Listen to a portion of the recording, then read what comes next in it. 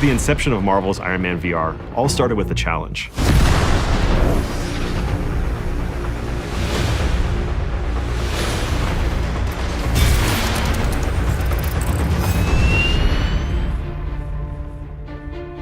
And Jae Ung, who runs Marvel Games, came back and told me that project is probably going to go to a bigger studio.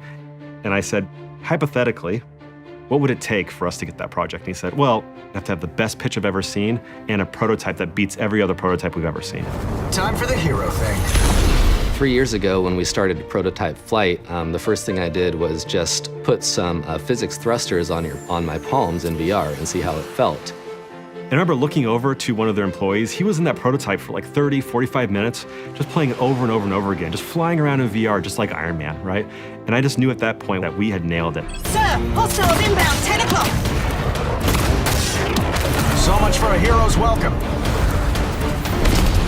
We wanted to satisfy people's expectations from that, and that's not only visuals, that's sound, art direction, it's a combination of all the senses. The complexity of how the suit animates basically and how it breaks apart, how the suit up sequence happens, how the auxiliary weapons pop out, and that was really important to nail visually as it's pretty much expected by the fans at this point. Start drones incoming on an intercept course. Tony Stark as a character is such a fun sandbox to play in as storytellers. At Camouflage, we really wanted to make sure that we paired the action with really fun and meaningful story moments. And not only being these characters in a PlayStation game, but in doing it in PlayStation VR, to be completely immersed and to be that character. And you are?